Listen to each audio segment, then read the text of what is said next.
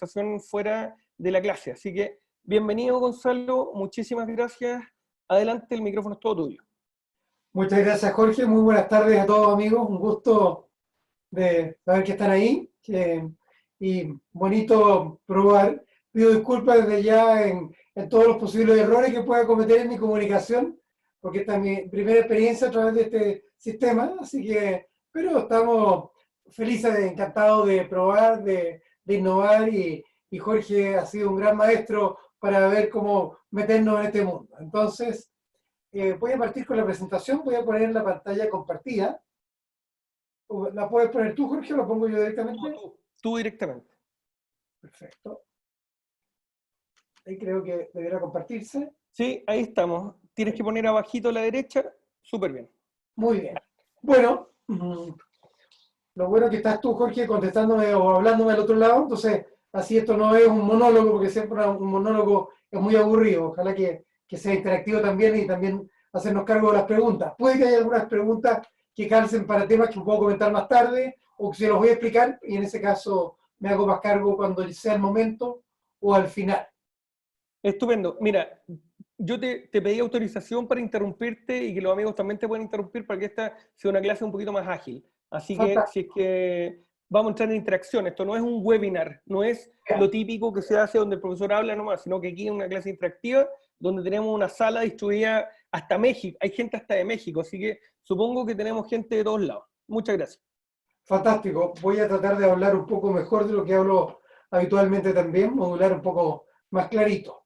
Bueno, lo que les quiero mostrar hoy día, que hemos preparado con mi colega Alejandra Ceccarelli, es la metodología Effectuation, como forma y estrategia de emprendimiento, de innovación, de resolución de contingencias y sobre todo para manejarse en escenarios de incertidumbre en los negocios.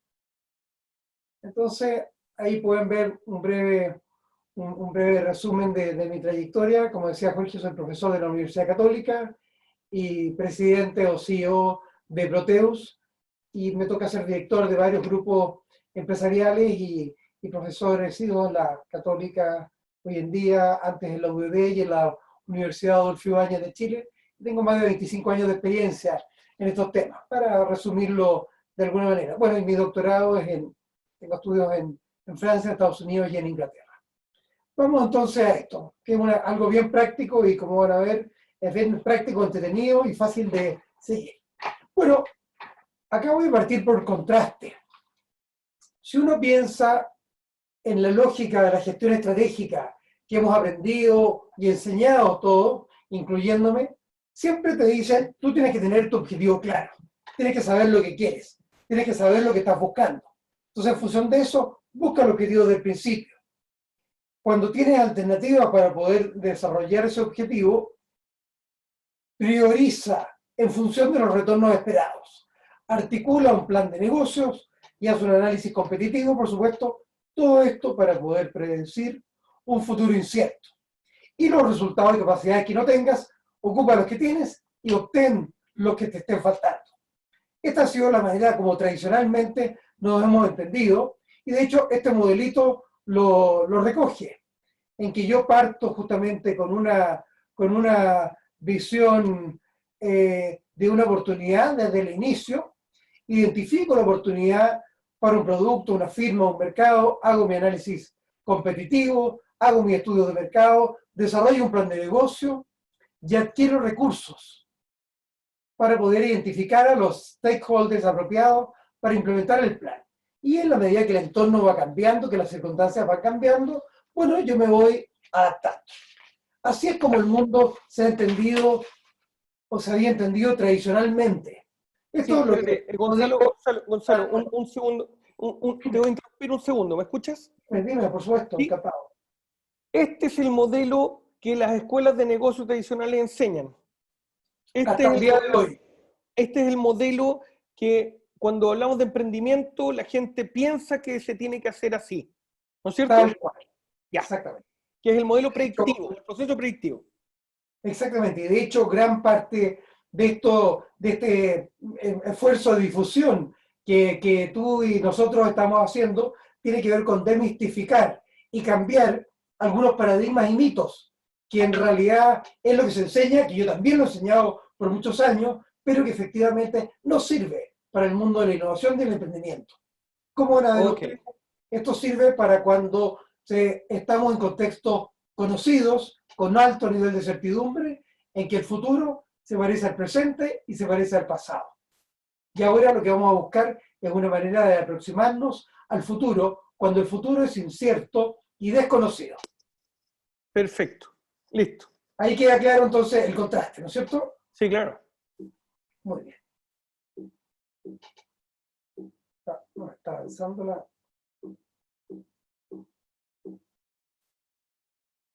A ver si... Ahí está. Entonces, bueno, para ponernos en este escenario, pongámonos en el escenario de los diseñadores. Piensen los diseñadores de vestuario, de moda, etc. Pensemos los del hemisferio norte, porque si hablamos de los del hemisferio sur, siguen lo que ocurre en Europa o en Estados Unidos. Pero ¿y qué ocurre con los que están allá? ¿Cómo se las arreglan? Entonces les voy a proponer, no sé, Jorge, si hay una metodología para que pudieran de alguna forma votar o levantar la mano los que nos están acompañando, pero les voy a proponer 3 alternativas. La A, la B y la C. A ver, vamos viendo cómo lo hacemos. En el chat lo pueden poner. Así que cada uno puede poner la A, la B o la C en el chat y tratamos de contar aquí. Perfecto, fantástico. Ya, la alternativa, les doy la alternativa A. Piensen los diseñadores que están ahí y que tienen que imaginarse cómo ven el futuro, qué van a hacer, cómo se las van a arreglar, qué diseño van a plantear, etc.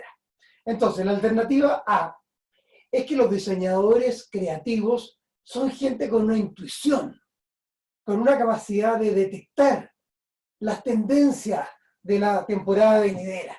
Ellos dicen, mira, está ocurriendo esto con Trump, la guerra, etcétera. Probablemente se van a poner de moda las tenidas tipo comando, porque es una guerra comercial, pero con algunas flores porque es comercio. No es guerra a muerte, es una guerra comercial solamente. Entonces, esto sería la primera alternativa, la alternativa A, en que los diseñadores actúan fundamentalmente por intuición creativa.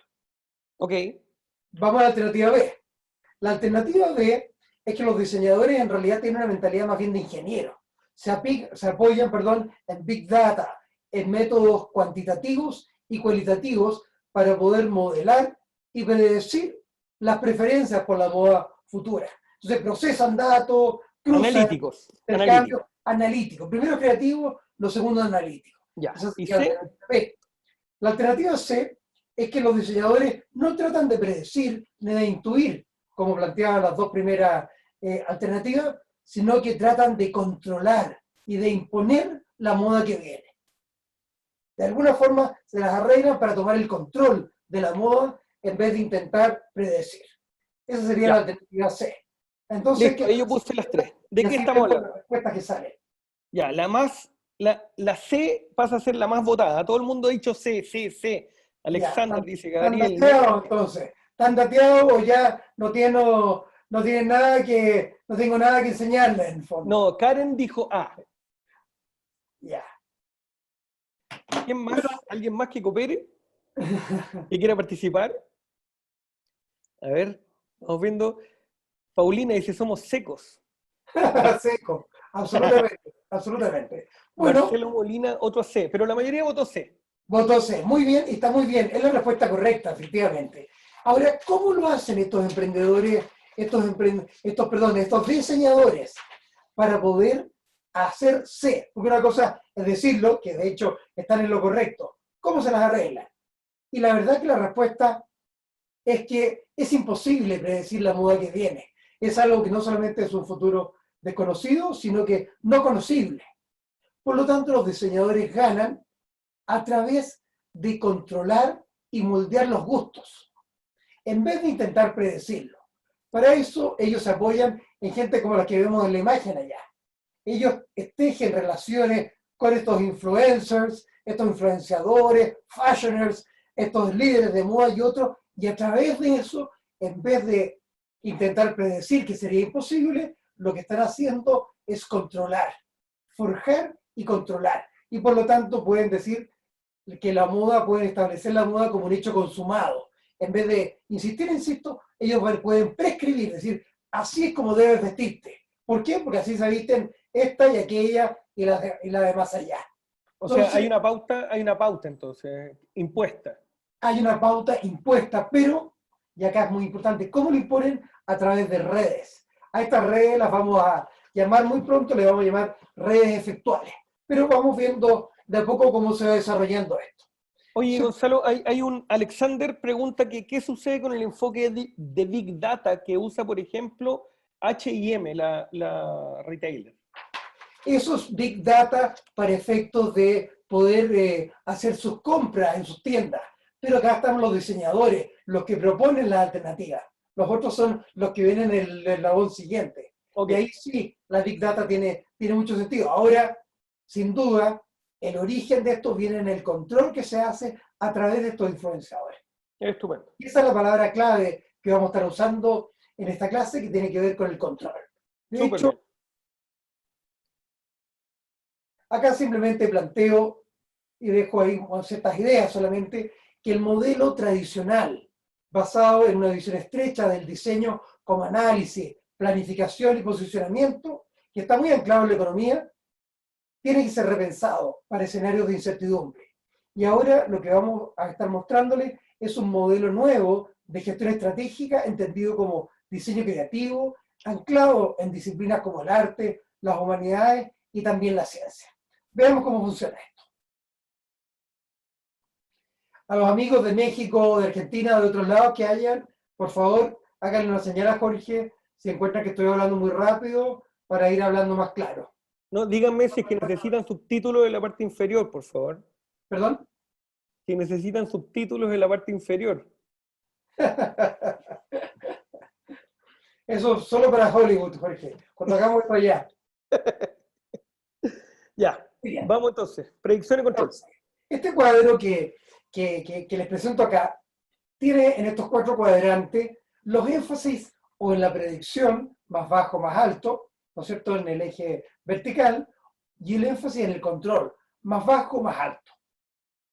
Cuando yo no trato de predecir, ni trato de controlar, me instalo en lo adaptativo. Simplemente espero que me caiga el rayo o lo que sea, y yo me adapto, funciono en torno a eso. Por otro lado, hay otros que lo que apuestan es a tratar de predecir, y por eso le ponen toda una enorme importancia a la planificación, que tiene mucho sentido, una planificación alta, sin tanto control, cuando yo a veces el control lo tengo de facto, o porque son industrias maduras, en que el pasado, como decía, es igual al futuro. Entonces yo puedo predecir sin mucho margen de error. Por otro lado, si tengo las espaldas en que puedo tener un control muy grande y puedo predecir, puedo ser visionario. Pero acá yo les quiero hablar del cuadrante más modesto de todos, en el cual le he llamado transformativo, en que no voy a intentar predecir, pero sí voy a intentar controlar, tal como lo hacen estos diseñadores en el ejemplo que estábamos planteando recién. Veamos cómo funciona esto. Nosotros todo lo que voy a estar conversando se va a estar ubicando en ese cuadrante de abajo, que es un cuadrante bastante desconocido, porque todo lo que uno aprende en economía, en ingeniería, en negocios, etcétera, apunta a la predicción. Acá es en el fondo cómo poder hacerlo sin estar moviéndose la predicción. Para esos efectos les voy a presentar a Sara Sarasvati. Ahí la pueden ver, una mujer de la India, emprendedora, serial, la verdad que montó muchos emprendimientos, y ella quería irse a estudiar en los años 90 más o menos, se quiso ir a estudiar emprendimiento a Estados Unidos. Después que el Monzón le llegó su tercer emprendimiento, dijo, ya, me voy a ir a estudiar esto que estaba haciendo. Ella era ingeniera, había estudiado en una de las escuelas de management de ingeniería de la India, y decidió irse a Estados Unidos.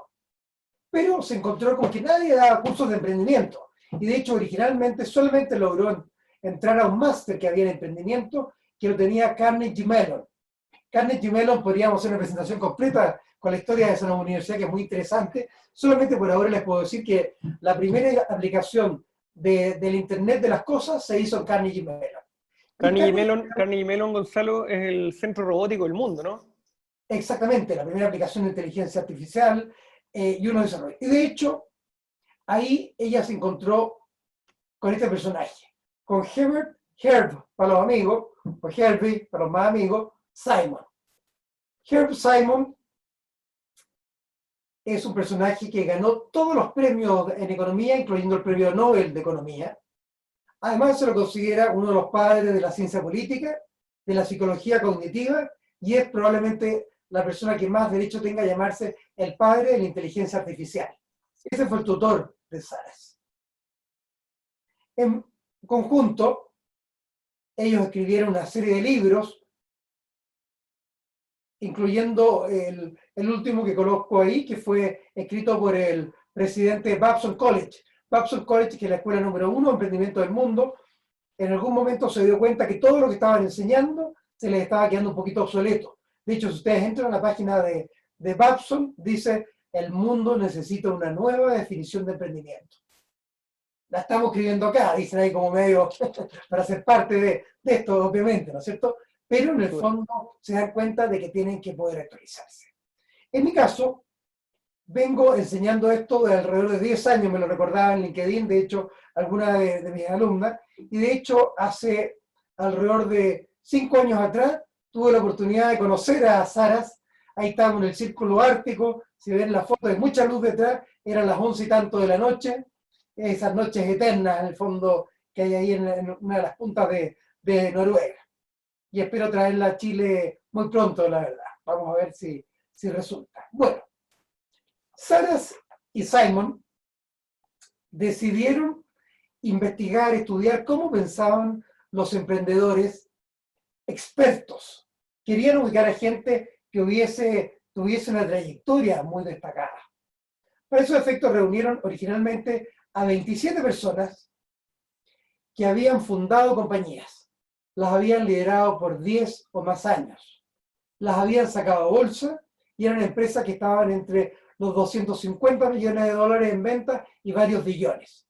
Algunos de ellos habían sido emprendedores seriales. Y los pusieron frente a una disyuntiva, porque cuando iban a preguntarles ¿cómo lo hiciste? Estos personajes les contaban una historia parecida a un personaje que tenemos en Chile, que le decía, mira, partí con unos pollitos, después los pollitos fueron creciendo, de ahí surgieron unas gallinas, puros cuentos. Nada de eso era cierto. Entonces dijeron, no, tenemos que sacarle de alguna forma la verdadera manera de pensar que tienen estos personajes. Y Herb Simon era especialista en los temas cognitivos, en los temas de pensamiento. ¿Cómo piensa la gente?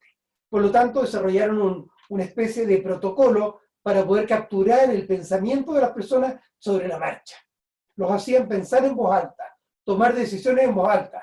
Entonces, en vez de estar contando un cuento, una historia, lo que estaban haciendo es que te estaban transmitiendo una forma de pensar. De alguna manera se estaban metiendo en lo que se conoce como la caja negra, el black box que tenemos entre medio de las orejas, los seres humanos. Pero acá, además de personajes especiales. Estos personajes los empezaron a comparar con emprendedores novicios, los compararon con banqueros, los compararon con gerentes, con todo tipo de gente. Y se dieron cuenta de que pensaban radicalmente distinto. Les doy algunos ejemplos. A ellos los ponían frente a una disyuntiva de un juego de emprendimiento y les decían, ¿tú crees que podrías hacer un negocio con eso? ¿Cómo podrías hacerlo? Mírenlo como lo planteaba el novicio. El novicio decía, yo veo un mercado de tecnología de 1,7 billones de dólares, billions. Y el de los juegos educativos son 800 millones y crecen al 20%. Creo que podría creo que podría ganar más en el más grande. Eso hacía el novicio. ¿Qué es lo que decía el experto? Decía, yo partiría con alguien que haya estado en el negocio de los juegos. Conozco a uno de Stanford, hicimos un negocio juntos hace varios años. Esa es súper capaz, es muy inteligente y esa gente sabe empujar juego a través de los canales de distribución. Con él verías hay espacio para esto. Es súper inteligente y conoce mucha gente. O sea, fíjense la diferencia. El novicio parte por el tamaño de la torta y el experto, en cambio, parte por las redes. El novicio, por resumirles de alguna forma esto, no me voy a alargar mucho más, quiere enfocarse al retorno esperado. ¿Dónde voy a ganar más plata? El otro, lo que le interesa es decir, yo quiero ver dónde, si hay alguien a quien le pueda licenciar este juego, que les pueda licenciar este producto, y de esa forma sacarle el riesgo de encima. Entonces, de alguna manera, el novicio sigue todo lo que les hemos enseñado. Y aquí, guilty as charged, como dicen los gringos, culpable de haber enseñado eso también por muchos años, en que quiere hacer análisis competitivo y todo. En cambio, el emprendedor dice, olvídate de la competencia, que la gente lo pruebe, que juegue, y en función de eso lo vamos haciendo. Y en vez de hacer parálisis por análisis, como hace el novicio, lo que hace el experto dice, yo primero disparo y después apunto, porque de esa manera voy aprendiendo sobre la marcha y no puedo saber a priori todo lo bueno que podría ocurrir si es que no voy probando. Entonces, en vez de analizar tanto, vamos a plantearnos cómo lo llevamos a la práctica. Oye, a ver, una pausa, porque yo creo que lo dijiste es clave, Gonzalo. A ver, para recapitular y simplificar. El normal de los emprendedores está mirando el tamaño del mercado porque eso nos enseñaron en evaluación de proyectos en las escuelas de ingeniería, dices tú. ¿Sí? El tamaño del mercado. Y lo que tú estás planteando, y lo que dice la metodología del effectuation, es que más vale acercarse o reunir los recursos disponibles y pensar que con eso yo minimizo el riesgo al momento de emprender, a ir a aventurarse a un 100% a un mercado que aparece como atractivo desde las cifras. Es un muy buen resumen. Ya, ok. Sí. Si tienen consultas, por favor, levanten la mano y acuérdense que esto es una clase, no es un webinar. Así que el profesor está aquí, aprovechemos la oportunidad. Dale, Gonzalo. Claro, feliz de interactuar con ustedes. Bueno, acá en este cuadro como que se comparan los dos enfoques. El pensamiento gerencial, que Saras, para distinguirlo del pensamiento effectuation, le llama causal. Entonces vamos a estar hablando del pensamiento causal, que es el pensamiento gerencial tradicional, y el pensamiento emprendedor o efectual. Esa es la comparación que vamos a estar usando. ¿Cómo funciona el pensamiento causal? Bueno, yo parto por un objetivo dado. Y en función de ese objetivo, selecciono los medios o recursos para poder cumplir un objetivo predeterminado. Entonces, de alguna forma, el mensaje acá, tú tienes que saber lo que quieres en la vida. Tu objetivo tienes que tenerlo claro. Que levanten todos los alumnos que no tienen claro todo lo que quieren en la vida, que levanten la mano, por favor. El profesor la está levantando acá en todo caso. Bien. Eso nos da una idea, ¿no es cierto? Pero espérate, aquí los objetivos en el camino. Dime. Sí, claro. Alexis levanta la mano. Oye, aquí tú lo que estás planteando es la incertidumbre y tiene que ver con el gran incertidumbre. Esas flechitas, en cierto sentido, sería la incertidumbre, ¿no? No, es el uso de los recursos. Mira, déjame explicarlo mucho más simple. Ya. Estoy todavía en el lado izquierdo, en el lado causal y gerencial. El lado causal y gerencial es que yo voy y me compro un libro de recetas. Yo estoy en mi casa y quiero invitarte a comer, Jorge. Entonces, me compro un libro de recetas, veo la lista de los ingredientes y parto al supermercado a comprar uno por uno y sigo las indicaciones tal cual. Porque el objetivo es darle a Jorge una paella que sé que le encanta. Otra vez creo que venía de haberse comido una paella, así que una paella la vamos a tener acá preparada. Pero tú no sabes, pero tú nunca has cocinado una paella y no sabes cocinar paella. No importa, pero tengo la instrucción, tengo el libro que me dice todo lo que... Tengo los ingredientes, 3 minutos esto, echa esto acá, ponle harto ajo, en fin, lo clásico, en ese sentido lo tradicional. ¿Qué es lo que hace el emprendedor experto, el emprendedor efectual? Va y dice, viene Jorge a comer, qué rico, qué entretenido, pero en vez de que hemos pasado a ajo o lo que fuera, etcétera, ¿por qué no lo hacemos distinto? Veo lo que tengo en la cocina, con qué cosas puedo. Mira, tengo esto, mira, tengo este poco de curry, tengo estos pedazos de pollo, tengo estos pocos chorizos, etcétera, y con eso yo voy armando lo mío. Pero de repente me doy cuenta que no tengo todo.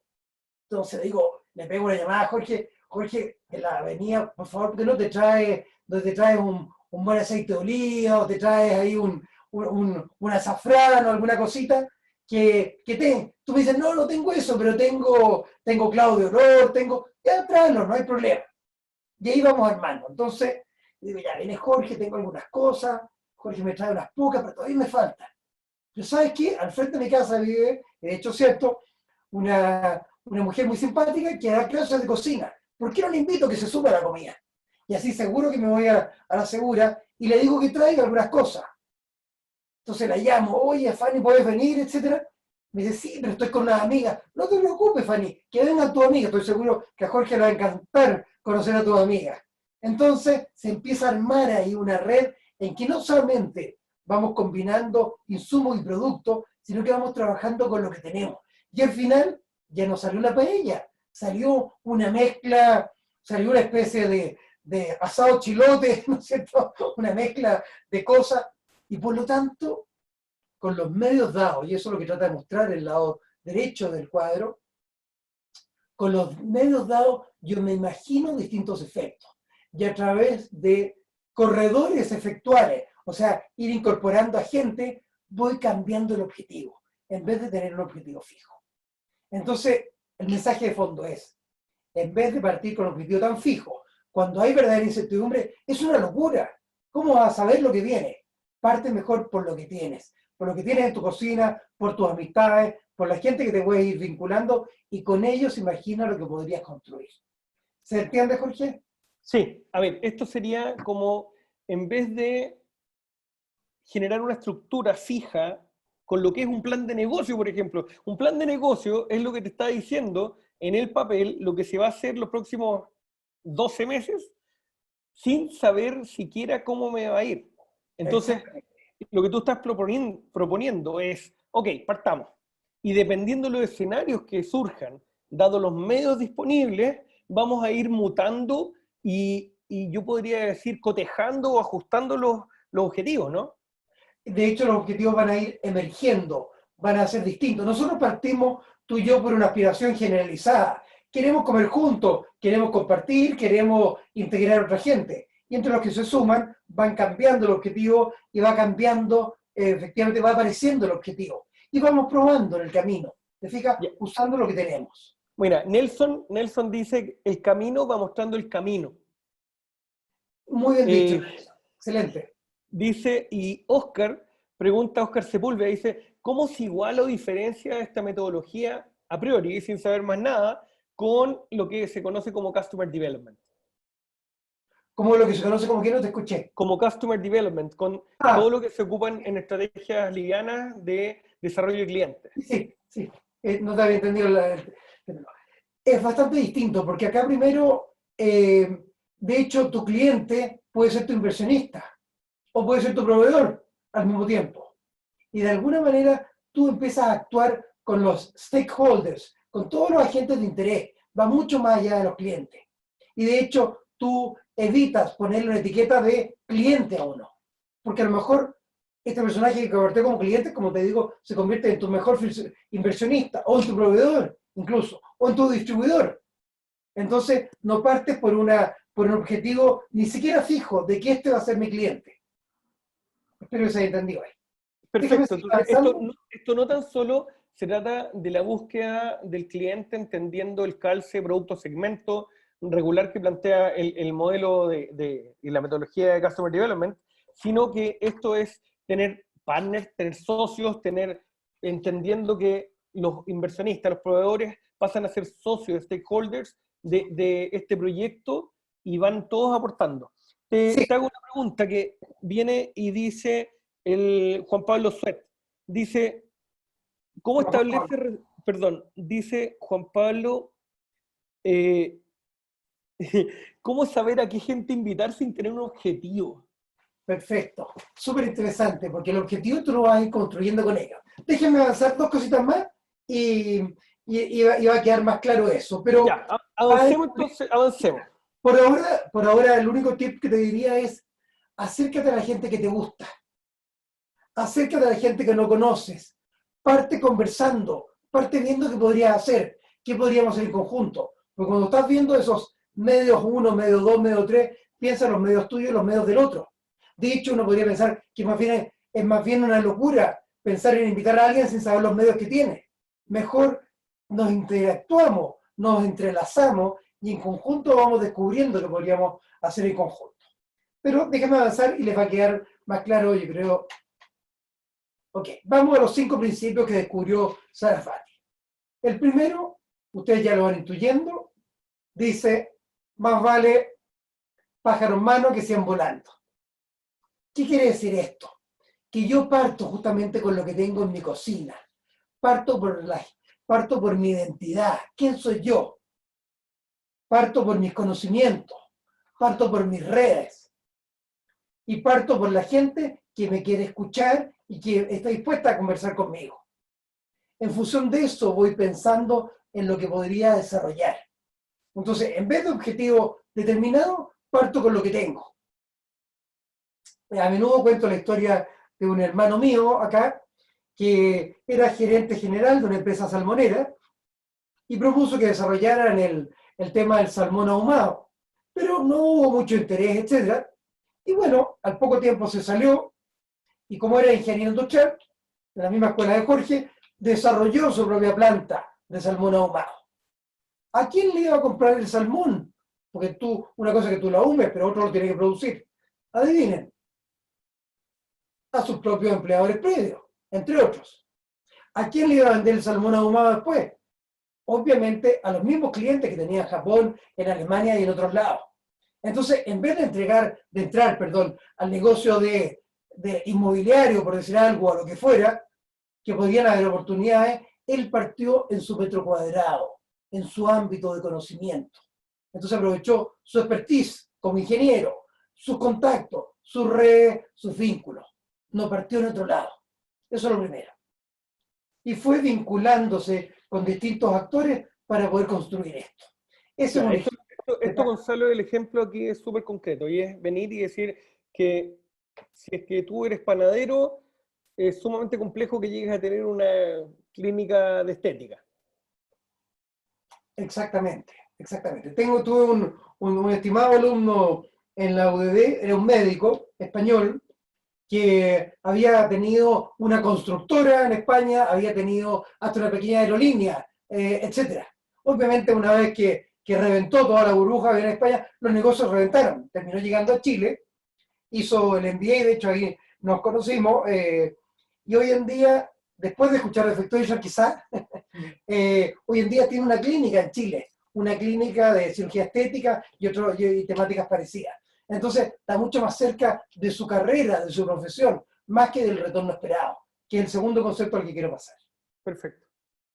¿Cuál es el segundo? A nosotros nos han enseñado a principalmente aprovechar o conectarnos con el retorno esperado. ¿Qué es lo que nos está diciendo Effectuation y uno de los principios que aprendieron Saras y Simon de estos 27 emprendedores?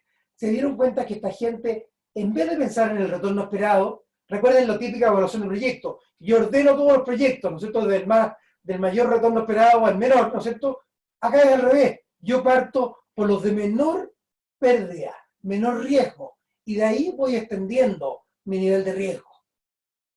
Entonces, este segundo principio se llama la pérdida aceptable, en que voy a buscar justamente, en el límite estoy dispuesto a arriesgar 0, a no perder nada. En vez de perseguir un poquito el gran arcoíris de oro, ¿no es cierto?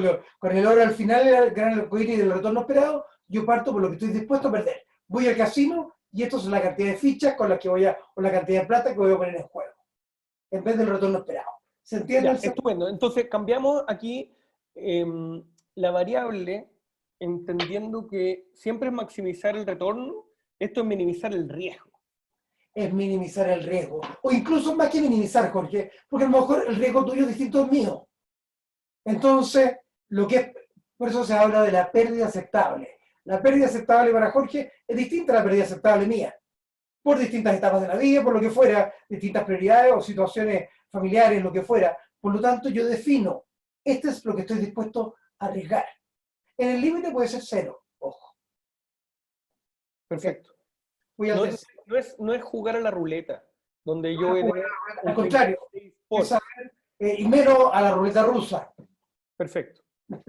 Entonces, es justamente jugar sobre seguro, porque yo sé lo que voy a perder y estoy dispuesto a perderlo en el límite.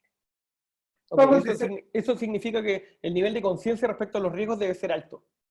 Y sí, que tengo que tener conciencia de lo que de verdad estoy arriesgando, y segundo, tengo que tener conciencia de mi perfil de riesgo y conocerme bien a mí mismo. Incluso si yo estoy haciendo un negocio contigo y tú eres el emprendedor, yo voy a tener en cuenta debería tener en cuenta cuál es la pérdida aceptable tuya. Aceptable, perfecto. Si no, me va a dejar botado si tu pérdida es mucho más corta de lo que yo pensaba, por decir algo. ¿Ok? Listo. Bien, vamos al tercero. ¿Cuál es el tercero? El tercero es que yo parto por el pájaro en mano, uso como criterio la pérdida aceptable y en tercer lugar yo voy construyendo un mosaico de aliados. Este mosaico de aliados es gente que se suma de alguna manera aquí y allá y que me va colaborando, me va aportando. Por ejemplo, de cara a la pregunta de hace un rato de Juan Pablo, es el tema de gente que está dispuesta a contribuir de alguna manera. Por ejemplo, esto le tocó a la fundadora de Nutrabien. Ubican esa compañía, ¿no es cierto?, que fue la primera que trajo brownies a Chile, que nadie los conocía, creían que no se iban a poder vender, etc. Y para ella su mosaico aliado fueron las cafeterías de la Universidad Católica, en que le dejaron poner a consignación sus productos. Y si se vendían, y si no, no. Entonces, de alguna forma hay gente que no está calculando, que no está tan centrada en el costo-beneficio, ni en el costo-oportunidad, sino que de alguna forma coopera, colabora de una forma con diversos intereses y grados de motivación, y que se va sumando. Vamos al cuarto principio. Si la vida te da limones, ¿qué hay que hacer? Limonada. Exactamente. Ese es el cuarto principio, un principio muy bonito. Esto quiere decir que las contingencias te traen nuevas oportunidades. Por ejemplo, Bodega San Francisco, un apreciado cliente de hace algunos años, cuando no pudo vender sus bodegas en una de las crisis, terminó arrendando las bodegas. Y hoy en día ha creado una empresa multilatina que en el fondo tiene sus bodegas en un montón de países y creciendo y contando nuevos países en el fondo. La contingencia le trajo la oportunidad. Si no, simplemente seguiría en el negocio de construir y vender, en vez de este negocio extraordinario que ha terminado desarrollando con mucha habilidad por lo demás. De la bodega repartida o las mini bodegas. No, estos son condominios de bodegas industriales, condominios principalmente, que para todo el retail que se ha expandido por Latinoamérica y así como ha ido creciendo de Chile a Perú, de Perú a Colombia, Argentina, etc. ¿Ok? Una verdadera multilatina en México, no estoy seguro si ya están o todavía no. Bueno, ok, entonces este es el cuarto principio. El quinto principio se llama piloto en el avión. ¿Qué quiere decir esto? En que yo quiero aprovechar el talento creativo de las personas. Quiero aprovechar lo que puedo controlar, en vez de, en el fondo, tratar de predecir. Piensen, por ejemplo, en un avión. Existe un piloto automático. Y el piloto automático tiene todas las instrucciones de todos los escenarios. Sin embargo, todos los seres humanos nos sentimos más tranquilos cuando al lado del piloto automático hay una persona. ¿Y por qué? Porque la persona puede discurrir, como dicen en español antiguo, nuevas soluciones, nuevas alternativas. De hecho, un antiguo colega de la Universidad Adolfo Ibáñez estaba en una avioneta que iba cayendo. ¿Qué es lo que hizo? Abrió la puerta y saltó. Fue el único que salvó la vida. Entonces, los seres humanos son capaces de inventar nuevas soluciones. Entonces, en ese sentido, yo quiero controlar. En este caso, el control de él, imagínense el cuidado control en una avioneta que va cayendo. Era controlar la manilla de la puerta para poder salir. ¿Ok? ¿Se fija? Entonces, en ese sentido, no tratar de predecir tanto, sino que más bien tratar de controlar. Oye, Gonzalo, tenemos un amigo que quiere hacer una pregunta. Claro. Él se llama Nelson. Le voy a dar la palabra con video. Así que vamos a activarlo aquí. Nelson. Ahí, hola, gracias Jorge. Profesor, mire, mi consulta estaba siguiendo la línea de la explicación y veo algunos elementos que me gustaría comentarlos para ponerlo en la mesa y a lo mejor alimentarnos todos con su feedback. Veo en esta forma de mirar un emprendimiento, veo a un emprendedor o un equipo de stakeholders bastante maduro, en donde tal vez están fuera los egos, fuera los intereses más pecuniarios, porque no todos van a estar alineados con el mismo criterio. Entonces yo me estaba pensando cómo se ordena, cómo esta propuesta de Saras y de Fluctuation modelo, cómo va ordenando que en el camino se vayan poniendo recursos de los stakeholders, tanto en tiempo, en recurso económico, en espacio, en visiones, y los egos también van a jugar parte ahí. Entonces va a haber un camino en donde se va a desarrollar este proyecto conjunto. Yo como emprendimiento, tal vez iniciador de la idea, voy a estar seduciendo a esta gente con mi comunicación, con mis ganas, con mi esfuerzo, con mi pasión, pero también en algún momento tiene que haber una estructura de entrega de recursos en el tiempo y cómo yo ordeno esa entrega y qué pasa cuando esos recursos se acaban, porque hay un límite, un punto en donde vamos a decir, se acabaron los recursos, llegamos a este punto y game over, algo así, lo veo. Entonces, por ese lado, ¿cómo se visualiza en este modelo el tema de la parte personal? Yo veo a un emprendedor y un stakeholder muy maduro, emocionalmente, que están alineados, y cómo se van estructurando esa entrega de recursos y cómo se define el punto de no retorno. Ya, muchas gracias, Nelson. La respuesta, Nelson, tu pregunta digo justo en el momento preciso, porque la respuesta está ahí. Es justo el cuadro que sigue. Yo primero parto con mi pájaro en mano. Ese es el primer concepto. Con todos los pájaros que tengo, que nuevamente son mi conocimiento, mi identidad, que es súper importante. Porque mucha de mi credibilidad viene de mi identidad, mis redes, mis vínculos, etc. En función de eso, empiezo a pensar en un abanico de posibilidades de lo que yo podría hacer. Ahora, ¿cómo ordeno esas distintas posibilidades? Las ordeno y las evalúo desde el punto de vista de la pérdida aceptable. En el límite tengo pocos recursos, pongo 0, distribuyo el riesgo, de alguna manera, o le pido a otros que vayan sumando. Pero yo digo, así lo voy a hacer. Entonces, por eso que en el cuadro aparecen los objetivos y aparecen como filtrados por la pérdida aceptable. Ahora, en función de eso, yo voy teniendo ciertas interacciones con otros. Me encuentro contigo, estamos conversando acá, nos encontramos en el avión, en la calle, donde fuera, y de esas interacciones a lo mejor nunca me encuentro con la persona correcta, puede ocurrir, por supuesto. Y ahí la oportunidad queda pendiente. Pero normalmente en esas interacciones se van generando estos compromisos que están ahí, estos estrechones de mano, en el fondo, en que uno dice, mira, yo te voy a apoyar de esta forma, te voy a prestar en mi oficina este espacio para que te instales. O te voy a presentar a esta persona, o te voy a vincular de alguna manera con alguien en algún contexto. Y entonces con esa gente que se va sumando, van apareciendo de los medios que tenía yo originalmente, van surgiendo nuevos medios. Entonces es así como ustedes ven una flechita que se devuelve, ¿no es cierto? Y que de alguna manera ya no es cuál es mi pájaro en mano, sino cuál es nuestro pájaro en mano. Porque es lo que tengo yo, más aquellos que se fueron sumando. Ahora, esos que se fueron sumando, como dice Sinatra, a mi manera. Cada uno, yo me sumo de esta forma, te presto mi estante acá para que coloque estos productos, ¿te fijas? Yo te hago esto, te presento a alguien, o yo te presto el espacio, o lo que fuera. Entonces, de alguna manera, son recursos bien variopintos, y por lo tanto se va armando este verdadero mosaico de recursos y de medios, en el fondo, en que tengo lo propio, más lo que voy sumando. Ya, espérate, Gonzalo, para entender un poquito más dentro de lo que es la lógica efectual, sí. A diferencia de lo que significa un modelo causal, donde viene un inversionista y pone chorrocientos millones como capital inicial, y vienen los ejecutores del plan de negocio, donde cumplen de pe a pa lo que dicen gastando el capital, este modelo lo que dice es más cercano a lo que es el emprendimiento, donde yo parto el camino con lo que tengo puesto y empiezo a encontrar objetivos asociados a una pérdida aceptable y en este camino encuentro a otros partners, a otros stakeholders que van interactuando, generando compromisos y al mismo tiempo retroalimentando el modelo. ¿Es así? Sí, pero no te adelantes. No te adelantes porque justamente ahora viene la parte en la cual me hago cargo de una de las partes de las preguntas de Nelson. Ya. En que yo, con los que se fueron sumando, estamos juntando nuestros recursos.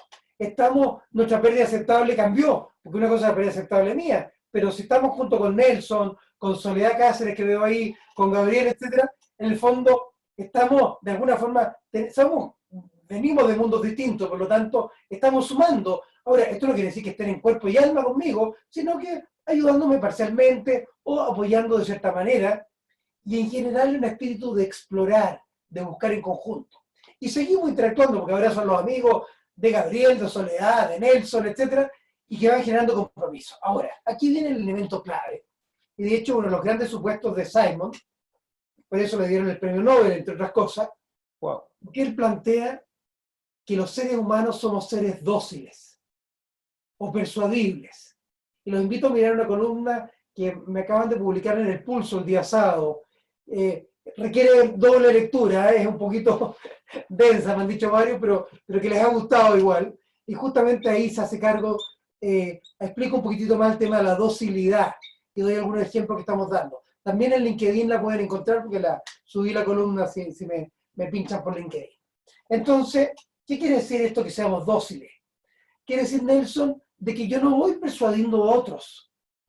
No soy yo el iluminado, no me siento el iluminado. Yo simplemente, con lo que tenía en mi cocina, veo lo que puedo hacer.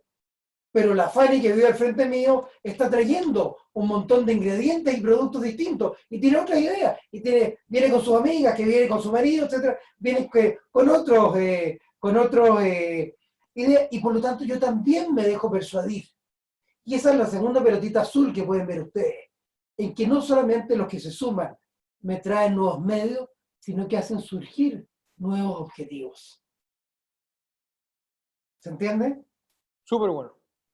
Entonces ahora, entre medio, me cae una lluvia de limones, me caen los limones encima en el fondo, y ¿yo qué hago? Bueno, hago limonada. Trato de ir aprovechando esta contingencia de una forma positiva, en que pensando que estas contingencias me traen nuevos recursos, y nuevos, siempre debo distinguir la palabra entre medio. Medio, Gabriel, tus medios es tu identidad. ¿Quién eres tú? ¿Por qué? ¿Dónde tienes credibilidad, Soledad? ¿Qué conocimientos tienes en la industria del retail, por ejemplo, o en la biología, o etcétera, ¿no es cierto? Etcétera. Entonces, se va combinando, y esos medios, lo bonito que tienen es que no se gastan con el uso, de hecho, más bien se potencian. Entonces, oye, Gonzalo, Gabriel Allende, nuestro alumno en común, me tengo que volver. Sí. alumno y amigo en común, dice, creo que es más difícil ejercer un modelo efectual en la idiosincrasia chilena, en donde al parecer tendríamos dificultades para confiar y compartir. Y aquí pone un acento que es sumamente relevante. La confianza dentro del modelo. ¿Qué tan relevante es, por favor? Es muy interesante porque tú no partes confiando en nadie. Este modelo no te exige confiar, sino que en el mismo espíritu que algunos recogen como fallar rápido, fallar barato, pronto, acá confía rápido y pronto y ve cómo te va. Anda avanzando y por lo tanto ahí está la gracia de ir haciendo. No es la confianza que yo tengo en mi mente o en mi corazón por ti, Jorge, sino que en el fondo yo contigo doy 2 pasos, veo cómo nos va y si no nos llevamos bien, no lo entendemos, nos separamos y probaré con otro. ¿Te fijas? Entonces, haces de la confianza un factor, una hipótesis. Yo confío contigo, damos 2 pasos y la propia evidencia me va mostrando que puedo confiar o no puedo confiar. O sea, partimos de la base en que la confianza se construye, no es un recurso dado. Tal cual. Y por lo tanto tú lo vas construyendo, la gracia es que lo construyes rápido y efectualmente, ¿me fijas? Y por lo tanto, el concepto de fallar rápido, fallar barato, se aplica absolutamente a la confianza y a las alianzas estratégicas en ese sentido. Súper bien. Oye, Adolfo Sánchez pregunta que si en Chile hay empresarios importantes que ya estén incorporando este modelo de effectuation. Muy buena. Esto yo lo vengo ocupando hace varios años en directorios, muchos directorios con compañías, con inversionistas ángeles, con entrenamiento, emprendedores y con gerentes de empresas, etc. Ahora, ¿sabes lo que me dicen los emprendedores más expertos que me encuentro? Me dicen, oye Gonzalo, eso es lo que he venido haciendo por años yo, pero no sabía que se llamaba así. Es lo que intuitivamente, instintivamente yo hacía. Ahora, no es normalmente lo que hacen los gerentes. Por eso los gerentes son gerentes y no son emprendedores a menudo. Entonces, ¿qué es lo que ocurre? Es que este método te ayuda a ponerle rigor, estructura, ordenamiento y una lógica que se va aprendiendo, que es muy poderosa. Entonces, por ejemplo, estoy dirigiendo una tesis para una alumna que que trabaja en Codelco. Y estamos analizando cómo Codelco, sin saberlo, cuando tuvo problemas de huelgas de contratistas, que le tomaron la mina, empezó a aplicar estos conceptos de effectuation y terminó trasladando sus operaciones, su manejo de planta industrial de manera remota. De hecho, yo estoy instalado en mi oficina de acá, está en Isidora Goyenechea, y al final de la cuadra está instalado Codelco, desde ahí maneja sus plantas industriales. Hay una serie de pantallas gigantes, etcétera. ¿Y por qué? Porque obviamente es más difícil venir a tomarse esto que tomarse las plantas allá mismo, ¿te fijas? Entonces, estamos justamente tratando de mostrar el éxito que tuvo Codelco usando un criterio efectual. Ahora, nunca falta el gerente que cuando ve esto, después de que hay algún problema, quiere volver atrás. Pero cuidado, lo efectual te sirve. Recuerda, cuando hay contingencia, cuando hay incertidumbre, cuando hay problemas. Y de alguna manera te permite manejar el riesgo. O sea, piensa en lo que le cuesta a Codelco cada día detenida la mina. Hay un riesgo enorme. Entonces, obviamente, ellos reaccionaron sobre la marcha, porque a la hora que lo estudian, lo habrían hecho de la manera causal en que siempre han hecho todo. Estupendo, estupendo, ya. Ya. Estamos, Entonces, nos falta, ¿cuánto nos falta, oye? si querés más puro, yo puedo hablar todo el tiempo que quieran. No, sí, podríamos tenerte toda la noche hablando, tengo súper claro, así que ya. Vamos, Bueno, que son 10 para las 9. lo interesante de esto es que surgen no solamente nuevos productos, sino que nuevos mercados y nuevas empresas completas surgen de este proceso. Y en que yo voy repitiendo este proceso incesantemente. Entonces, hay un ciclo, digamos, en términos ingenieriles, expansivo de recursos y restrictivo de objetivos, que al final se van como canalizando, se van bajando a un punto de encuentro. ¿Ok? De esa manera funciona. Hay convergencia de los recursos. Hay convergencia en ese sentido. Entonces, esto como para resumir, en lo causal yo parto por el objetivo, en lo efectual por los recursos. En lo causal yo analizo por costo-beneficio las alternativas. En el otro caso yo parto por una aspiración generalizada. Quiero pasar un buen rato con Jorge, queremos comer juntos. En lo causal tengo mis metas claritas. Acá yo empiezo a imaginar distintos efectos que podría causar, lograr. Y el criterio causal es el retorno esperado, mientras acá es la pérdida aceptable. Perfecto. Ese es como el resumen, la foto del resumen, ¿sí? Exactamente. Esto es una lámina un poquito larga, pero voy a tratar de resumirla. Toda la manera como se maneja el marketing tradicional, se puede resumir una clase de marketing, para los que no hayan tenido nunca clase de marketing, en una palabra. Todo el marketing es STP. Segmentar el target y posicionarte para poder llegar al cliente. Sí. ¿Por qué parte el emprendedor efectual? Parte por posibles stakeholders. Yo podría colaborar nuevamente con Gabriel, con Nelson, con Soledad, etc. Soledad tiene unas platitas guardadas de su última gerencia, entonces me va a apoyar en parte. Nelson quiere hacer algo por los emprendedores, etc. Entonces empezamos en función de eso. Y de alguna manera ellos mismos terminan siendo mis inversionistas, mis clientes, mis proveedores. Adolfo, por otro lado, se suma a través de alianza. Oye, Adolfo, ¿por qué no te sumas acá? Sería súper bueno. Y entonces vamos agregando segmentos y aliados estratégicos. Y en función de eso, lo generalizamos. Digo, oye, no nos dimos ni cuenta y acá tenemos un mercado. ¿Se fijan? Por lo tanto, esto tienen que imaginárselo ustedes, estimados, como una espiral. Parto por lo que tengo y en función de eso voy extendiendo mi alcance. Ya, oye, Ana María Martínez hace una pregunta que a mi gusto es efectual. Viene y dice, respecto a esto, ¿qué ejemplos concretos tienes hoy día para mostrar como éxitos del modelo? Te voy a dar algunos casos, tengo algunos casos de hecho más adelante. Esto, pero primero aquí tengo que hacer una advertencia. Recuerden que hasta Babson, la escuela número 1 de emprendimiento del mundo, hasta para ellos esto es nuevo. Entonces, todos los profesores de emprendimiento están comprometidos con la forma tradicional. La escuela de negocio, todo su modelo está basado. Entonces, en general, la predisposición es hacia lo causal fuertemente. ¿Dónde entra en la práctica lo efectual? Tú te encuentras con que Codelco empieza a ser efectual cuando tiene problemas de contingencia. Si tú piensas en el Scotiabank, empieza a ser efectual cuando empieza a desarrollar esta cuenta de renta diaria, por ejemplo. Es un caso que tengo estudiado con mis alumnos, efectual también.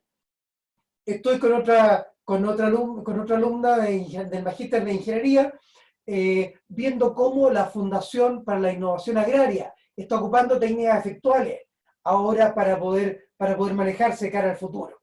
Y de hecho, esto se empieza a aplicar en todo tipo de ámbitos. Hoy en día estamos esto lo hemos aplicado con casos en compañías cerveceras, en compañías también mineras, otras mineras más pequeñas, y estamos expandiéndolo fuera de Chile, al Perú por ahora, en este momento. No puedo dar detalles de mucho de esto, que son clientes y son casos que están en proceso, como se imaginarán, pero con una de las empresas mineras más grandes de algunos otros países, etcétera, son ejemplos en ese sentido. O sea, organizaciones, lo más interesante, que son organizaciones tremendamente tradicionales. Son organizaciones tremendamente de Juan Segura, el que vivió muchos años, ¿no es cierto? Porque nunca se arriesgaba a nada. Por eso, ¿cuándo entra esto principalmente? Cuando hay contingencia. Cuando no tengo el futuro controlado. Cuando me asusto. Esos son los casos más concretos. Y déjenme mostrarles acá en lo que sigue para que entiendan un poquito la dinámica que esto va ocurriendo. Ahí pueden ver en ese eje lo más causal arriba, lo más efectual abajo, y el tiempo y la experiencia. Lo que ocurre es que el emprendedor principiante va convergiendo, en la medida que se va convirtiendo experto, a una lógica efectual. Ahora, en la medida que tiene mayor cantidad de recursos, más causal se pone. Si te sobra la plata, vas a ser causal en vez de efectual. Porque la plata no tiene apellido, es un bien fungible. Oye, Gonzalo, discúlpame que te moleste. ¿Tú podrías ir a la página anterior, por favor? Porque hay unos amigos que no cacharon y que piensan que el modelo efectual es de abajo para arriba. Yo parto identificando stakeholders a través de las 3 preguntas efectuales son: ¿quién soy? ¿Qué es lo que sé y a quién conozco? Ok, entonces el modelo efectual, ojo, el modelo efectual, en vez de trabajar desde afuera del cliente, trabaja con los clientes. Exactamente, y no solamente con los clientes, con los inversionistas, con los proveedores y con otros socios comerciales. Son los stakeholders, finalmente. Con stakeholders, de hecho la palabra poderosa, por eso dice ahí, parto identificando posibles stakeholders. Y en función de eso voy definiendo cuáles son de todos los que tengo, voy definiendo con cuáles me voy quedando, con cuáles calzamos bien. Y vamos sumando, cuando necesitamos otra cosa, invitamos a los que vienen con otros segmentos que me pueden sumar. ¿Te fijas? En ese sentido. Ya, estupendo. Entonces, en vez de pensar que es de abajo para arriba, es igualmente de arriba hacia abajo, pero comenzando por eso, de la final, termino definiendo, este es mi mercado. Recién ahí defino el mercado. Fíjense en el causal. Yo partía definiendo el mercado, y ese mercado lo segmentaba, lo targeteaba, y me posicionaba dentro del mismo. ¿Vale? Estupendo, súper bien, ya. Ok. Bueno, ya dije que sobre los recursos va a ser más causal, y lo que suele ocurrir es que las startups, en la medida de que van madurando, van pasando de más efectuales a más causales. Y lo trágico es que a menudo los emprendedores efectuales no logran cerrar la brecha. Eso es lo que marca esa línea azul entre la empresa grande y el experto. Cuando Apple había que empezar a funcionar como empresa normal, sacaron a Steve Jobs. Cuando enfrentaron la incertidumbre nuevamente, porque que desaparecían, lo trajeron de vuelta, porque él pensaba efectualmente, no pensaba causalmente. ¿Ok? Ok, entonces espérate un poquito. Es que el gráfico es un poco confuso para entender los dos mundos. El tiempo te transforma en experto. Y lo que dice el modelo es que... Lo que tú dices te lo voy a ir poniendo como, voy a ir animando ahí. El tiempo y la experiencia te dice que te transformas en experto y por lo tanto necesitarías menos ser causal. Eso es lo que está planteando. En vez de ocupar lo que te enseñaron en la universidad, estás ocupando lo que te muestra la experiencia. Porque ganaste redes, porque tienes tu identidad, porque sabes quién es quién en la industria, etc. Esto es como el modelo de los ejecutivos que salen a los 45 años de una industria determinada y no tienen reempleabilidad, pero tienen toda una red que podrían explotar desde el modelo efectual. Exactamente. Ya. Segundo, si te sobran los recursos, vas a tender a ser más causal que efectual. Ok, entonces hay una relación de recursos. Con mayor razón. Sí. O sea, por otro lado, perdón, es que el recurso aquí pasa a ser otra variable. No, aquí el recurso plata, recurso económico se refiere a eso. Ya, perfecto. Entonces, si en la medida que más recursos tienes, más tiendes a ser causal. Tal cual, tal cual. Ok. A menos que estés manejando tu propia plata. Por ejemplo, los inversionistas ángeles, que invierten, también tengo escrito una columna sobre eso hace un mes en el Pulso. Vean, sí. Esa fue la tercera columna, la de este sábado fue la cuarta. Los inversionistas ángeles que invierten la plata propia actúan efectualmente. ¿Ok? Los capitalistas de riesgo que manejan la plata de terceros actúan causalmente. Les da lo mismo. Claro, porque el recurso es de tercero y no es propio. Plata. En cambio, que el ángel quiere meterse en negocios que conoce y quiere ayudar a otros a seguir el mismo camino que han seguido ellos. ¿Te fijas? Eso. Y lo otro es que a menudo, en la medida que la empresa va creciendo, vas pasando de una lógica más efectual a causal. Esto también introduce una idea importante, que es que en el fondo lo efectual no es necesariamente contrario a lo causal. En general hay un complemento. De hecho, no he entrado en mucho detalle para no darle mucha la lata, pero por ejemplo, los emprendedores expertos usaban el 89% de su tiempo criterios efectuales, pero había un 10, un 11 que ocupaban criterios causales también. ¿Ok? Salvo que en cambio que los novicios o los de otra categoría usaban el 81% criterios causales y algo rasguñaban del otro, pero poco. ¿Te fijas? Estupendo. Eso también es importante. Listo. Y lo otro, ojo con los emprendedores efectuales, que muchas veces no van a lograr cerrar la brecha. Esa flechita que apareció ahí, no va a lograr cerrarse. ¿Sigo? O sea, en la medida que la empresa va capitalizando y ganando experiencia al mismo tiempo y posicionamiento dentro de la industria, va pasando a ser más causal que efectual. Y es natural, Jorge, porque en realidad al principio hay más incertidumbre. Pero una vez que la sandía está más calada, yo ya por lo menos tengo alguna data, tengo algún conocimiento, puedo empezar a predecir. Entonces es natural que ocupe un criterio más causal. Estupendo. Ya. ¿Te fijas? Entonces hay una transición natural. Por lo tanto, una cosa no es enemiga de la otra. Lo que pasa es que yo cuando empujo la idea, tengo que empujarlo así con fuerza, porque tengo que hacer un espacio en sus cabecitas, ¿no es cierto? Porque todos hemos sido educados en una lógica causal. Pero ahora les voy mostrando de que en realidad uno va a buscar el complemento. Sigo entonces. Estupendo, siga. En esta lámina que sigue, compara la mentalidad de los emprendedores versus la mentalidad de los banqueros. Voy a partir por la derecha, por los banqueros. Los banqueros, ¿qué es lo que dicen? Ellos se fijan en el retorno que quieren obtener. Y en función de ese retorno, que es lo que está en el eje horizontal, y en función de eso dicen, bueno, para este retorno tengo este riesgo. Y tratan de bajar el riesgo. Esas flechitas que bajan están justamente apuntando a bajar el riesgo. ¿Ven mi cursor o no cuando lo muevo? Sí, claro. Se fijan, voy bajando, como con seguro, con forward, con hedging, con lo que fuera. Entonces voy bajando el nivel de riesgo. ¿Qué hace el emprendedor experto, más bien, que está acá al lado izquierdo? Lo que hace es que elige el nivel de riesgo con el que se siente cómodo. Y en función de eso, a través de invitar a otros stakeholders, trata de hacer crecer la torta para poder hacer crecer el retorno. Esto quiere decir, que, por lo tanto, que el emprendedor no es que se olvide del retorno, pero no es el criterio que ocupa, sino que el criterio primario es el riesgo, y en función de eso, una vez que ya lo tiene claro, dice, ¿cómo hago crecer esta torta? Que se sume Gabriel, porque si Gabriel se suma, probablemente podemos hacer crecer la torta. Incluso, además, probablemente me va a hacer bajar mi riesgo también. O sea, la diferencia entre un emprendedor y otro es que uno administra el riesgo mejor que otro. Tal cual. Y eso, el riesgo específicamente en el negocio determinado. Exactamente. Uy, lo que yo quiero hacer. Para la persona, Ana María creo que era, que preguntaba por casos concretos, yo he hecho talleres de effectuation a ciegos, o no videntes, personas no videntes, creo que es la forma correcta de decirlo. Y en el fondo para que den recursos, porque algunos son profesionales, algunos tienen habilidades con las manos, etcétera, y de hecho, y algunos pueden colaborar con otros. Y de hecho, como una muestra, tengo aquí en mi oficina una plantita que me llevó de regalo, que recibí con mucha emoción, por lo demás, justamente de uno de estos no videntes como su negocio, su propio emprendimiento. Le gustaban las plantas, sabía, tenía habilidades y está trabajando sobre eso. Bueno. ¿Okay? Entonces, eso es una forma también de plantear que esto puede estar al alcance de todos. ¿Por qué? Acá quiero decir una cosa importante. Para algunos dicen, big is beautiful. Para otros, small is beautiful. ¿Qué es lo que dice Fluctuation? Small is big.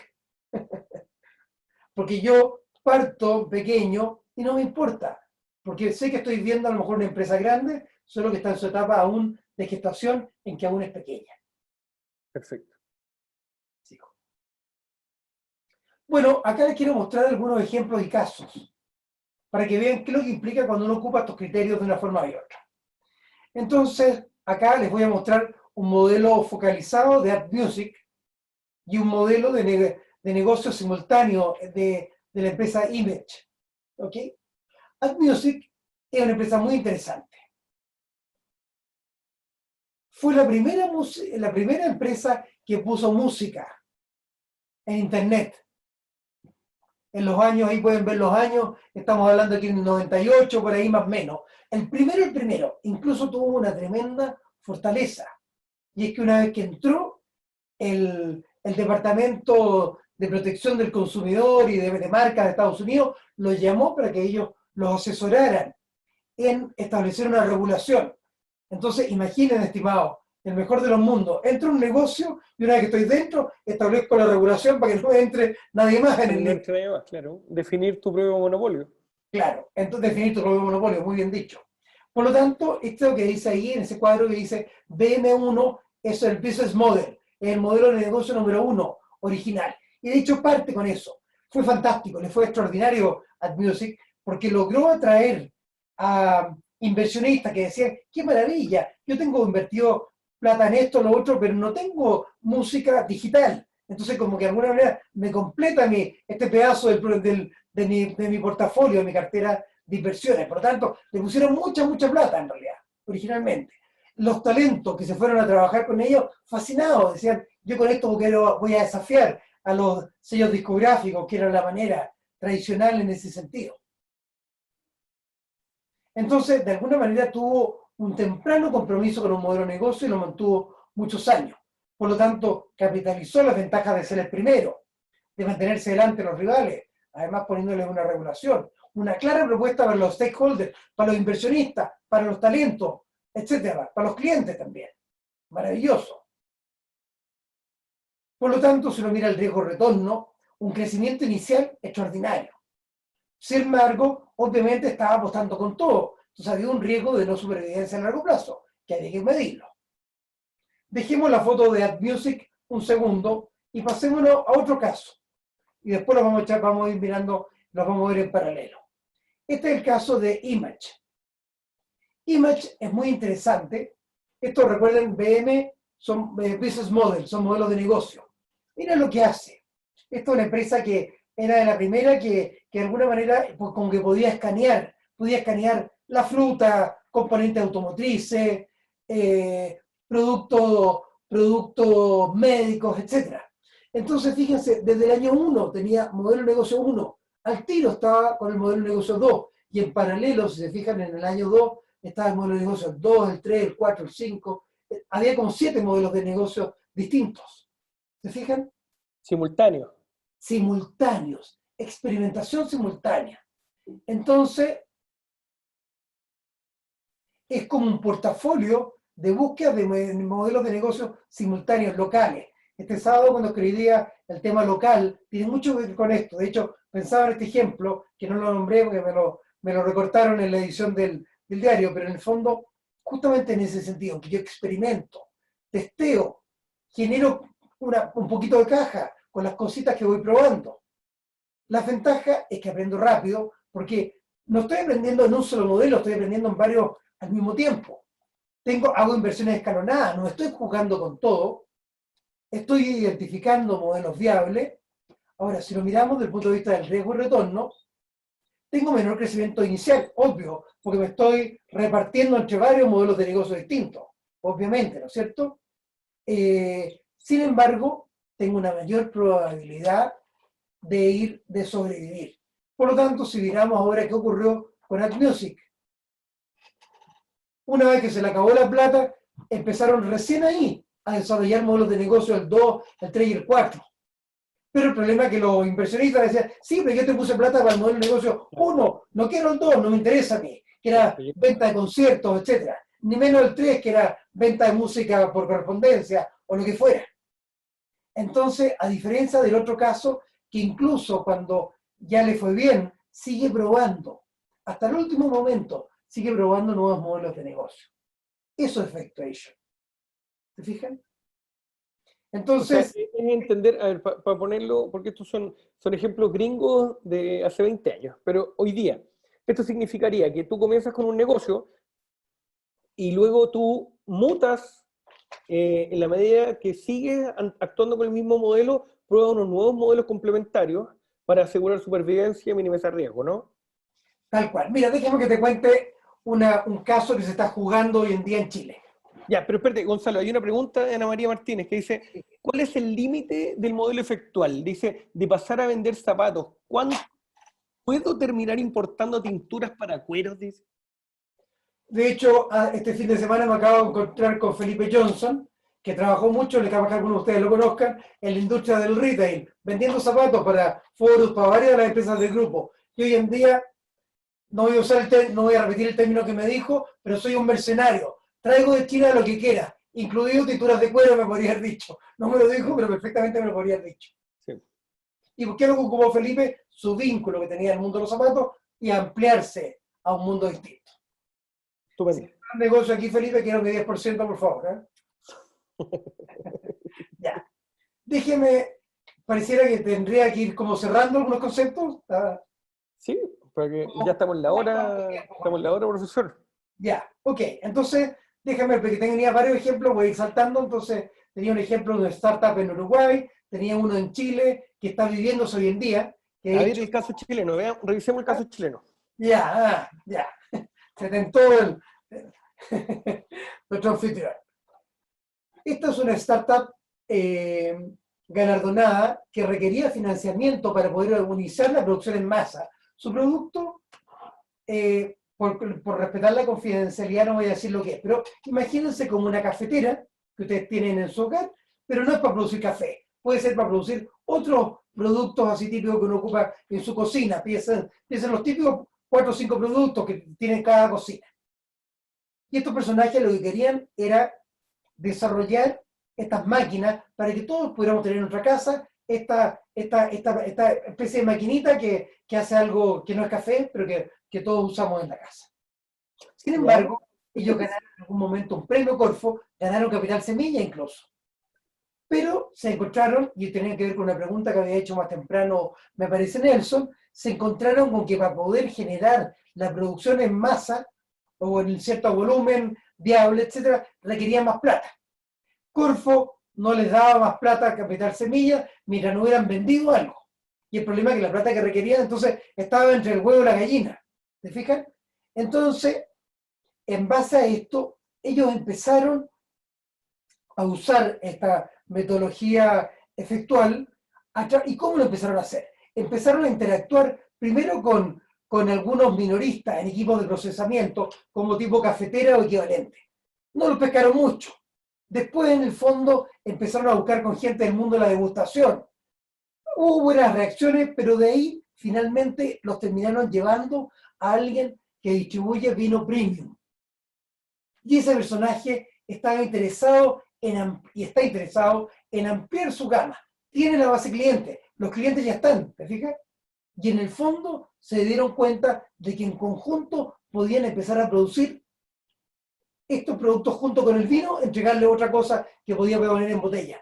Entonces, en vez de pensar en un producto B2C, como era originalmente, o B2B, como probaron después, en el fondo, con los que hacían degustaciones, se dieron cuenta de que en conjunto podían hacer algo para entregarle el producto terminado a los clientes. Y de hecho, lo más interesante, que este personaje, para poder avanzar, les dijo, mira, yo les adelanto la compra de 10 máquinas. Y con esa compra de 10 máquinas calificaron para el paso siguiente para poder llegar a Corfo. Y por lo tanto pueden entrar a la categoría siguiente. Y por lo tanto se dieron cuenta, perdón que repita tanto, se dieron cuenta ellos que su pensamiento causal los tenía limitados. Si no tenían los recursos, no hacían nada. No hacen nada, claro. ¿Se entendió la idea? O sea, el análisis parálisis los tenía muertos. Absolutamente. Entonces desarrollaron a través de un pensamiento estrictamente efectual, desarrollaron un nuevo modelo de negocio, un nuevo concepto cliente, un nuevo servicio y nuevas alianzas. Ya, estupendo. Oye, es al revés. Primero alianza, después el resto. Tenemos una pregunta de Fernando Zagal. Fernando, adelante, por favor. ¿Me escuchan? Sí, fuerte y claro. Sí, perfecto. Profesor, disculpe, llegué un poco tarde, quizás ya lo dijo, pero independiente de lo que yo veo, es un modelo en el cual permanentemente las empresas van a tener que empezar a invertir en I+D+I para poder sobrevivir.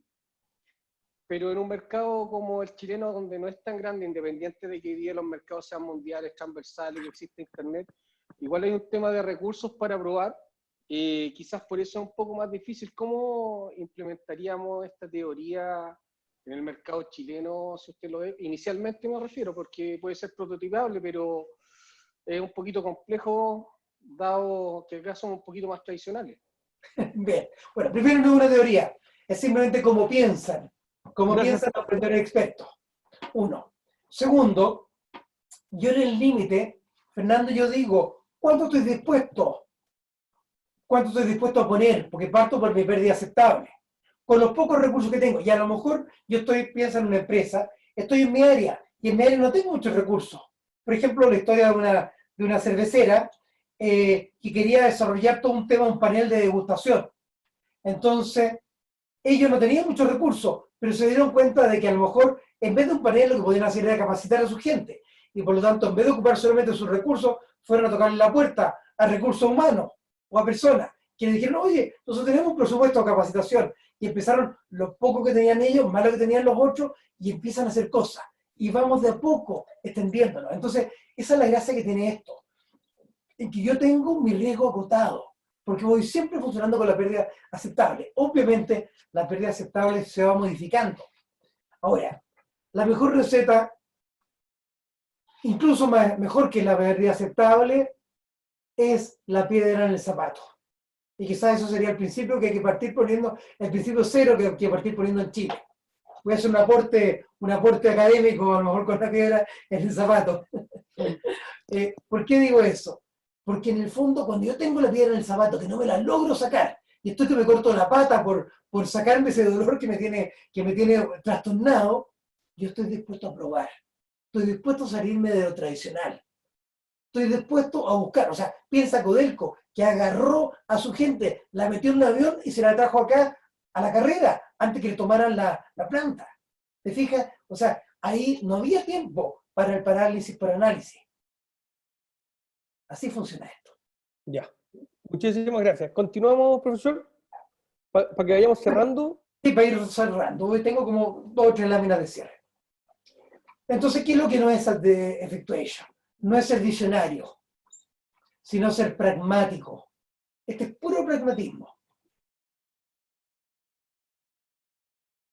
Segundo, no es todo vale, es método y puede aprenderse. De hecho, ustedes ya lo están aprendiendo. Ustedes lo pueden aplicar esta noche. Tercero, no reemplaza el rigor. No es aquí permiso para la dispersión. Es un rigor, pero un rigor distinto. Cuarto, no es irracional. Tiene una gran lógica, solo que una lógica distinta. No es pura pasión. Es proceso y acción. Pero la acción está muy temprano. No es un carácter temerario, sino que más bien al contrario. Es administrar el riesgo, minimizarlo o acotarlo a lo que yo estoy dispuesto a arriesgar. Y tampoco sustituye el pensamiento causal, sino que lo complementa. En ese sentido, es una disciplina de innovación, es una manera de resolver contingencias y de tomar decisiones en escenarios de incertidumbre, en el escenario de la piedra en el zapato. Por lo tanto, ¿qué es la gracia de esto? Que esto te permite aprovechar la riqueza, la diversidad de las personas, optimizar el uso de los recursos, pensar en opciones fuera de la caja y tratar de aumentar el tamaño de la torta, más que concentrarse en cómo dividirla. Manejar el riesgo. gestionar estratégicamente a mis stakeholders clave. Y también identificar cuándo tengo que generar cambio estratégico en la compañía. ¿Saben quiénes me están llamando más para este tipo de temas hoy en día? Son las grandes empresas. Como he estado difundiéndolo más, en el fondo me están tocando la puerta sistemáticamente. ¿Y por qué? Porque se dan cuenta de que no pueden seguir funcionando como era ayer. Y por lo tanto están dispuestos a probar, con poco. Y yo les digo, no te preocupes, partamos con poco. Porque esto es una espiral, va creciendo sobre sí misma, en el fondo. Y por lo tanto incluso te puede ayudar a identificar transiciones en el liderazgo, y en la administración. Porque a lo mejor tengo ejecutivos demasiado causales. Y a lo mejor estoy requiriendo algunos ejecutivos un poquito más efectuales para los momentos claves. Oye, a ver, entendiendo esto, cuando estamos frente a, hoy día a fenómenos como el apocalipsis retail, que hoy día mismo ya cobró una nueva víctima, que Sí, fue el pues, grupo Forever 21. tal cual. Cuando nos encontramos con que los gerentes de los corporativos, los gerentes de las empresas grandes, son sumamente causales, y eso implicaría que si no cuenta con los recursos necesarios no mueven un pie, porque eso es parte de la causalidad, ¿no? No, porque al contrario, más bien quieren mil casos probados. Y Pero hoy por día, eso, por pero ejemplo, los casos recursos son probados. eso, o sea, el recurso es venir y comprar, voy a poner un ejemplo, en vez de probar una nueva metodología, prefieren comprar el método que está archiprobado. Y ese método cuesta infinitamente más que probar una nueva metodología con grupos distintos, por ejemplo. Tal cual, exactamente, tal Ya. cual. ¿Ok? Sigo. Y esto es lo más bonito de todo. Y esto, estimado, no sé si estará escuchando Magdalena por ahí, pero que la tenía invitada a que se sumara, pero se los extiendo a todos ustedes en el fondo. Este es un manifiesto efectual en que todo empieza conmigo, con mis motivaciones y mis medios personales, con mi identidad, con mis conocimientos y mis redes. Parto este emprendimiento con mis recursos y motivaciones. No tengo que temer riesgo, dado que todos mis pasos son basados en mi propia pérdida aceptable. Me involucro en compromiso con stakeholders que quieren crear y emprender conmigo. Co-creamos valor paso a paso y enriquecemos nuestros recursos con nuestro propio input. Y en ese sentido, el propio futuro del emprendimiento pasa por mi propia acción creadora. Entonces, la verdad es que yo se los digo y a mí casi me emociona esta cosa, me conmueve, porque efectivamente uno dice, está al alcance nuestro. Y podemos partir ahora. No necesitamos la oportunidad perfecta. La oportunidad va a nacer de lo que nosotros hagamos. Los objetivos los vamos a ir descubriendo en el camino. No partamos por esa cosa prefijada. Por lo tanto, tengamos cuidado de ir nosotros a convertir a otros.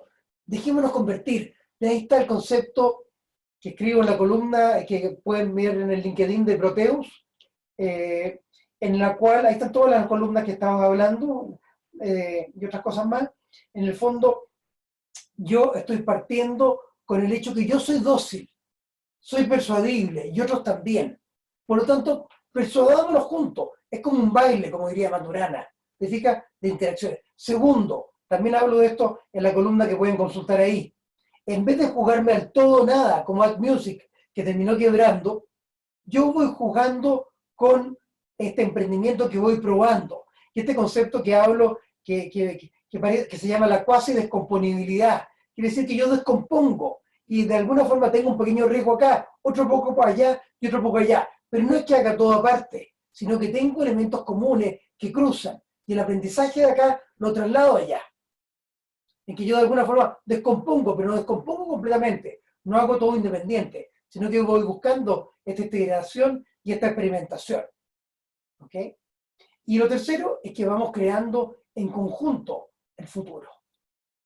Y por eso les pongo ahí la cita de Saras, que los emprendedores expertos piensan en términos de control y no en términos de incertidumbre. Lo que yo puedo controlar. Y como yo no puedo controlar mucho en el mundo, pero sí puedo controlar los compromisos que hagamos. Y si no me cumplís, no importa. Ese no, era un control ficticio, me equivoqué, pero a lo mejor con este otro sí vamos a poder controlar este otro aspecto. Hasta ahí quería llegar, Jorge, y obviamente muy atento y abierto a las preguntas. Ahí está el LinkedIn que pueden consultar las columnas. Estupendo, estupendo. A ver, oye, vamos a abrir. Y un aplauso para el profesor, por favor. Todos aquí. Un aplauso más bonito, gracias. Gracias. Ya. Queda el micrófono abierto, se escucha en el micrófono. Así que vamos a abrir el micrófono y conversar, porque la clase termina aquí, pero tenemos un espacio de tiempo, un ratito, para conversar con el profesor.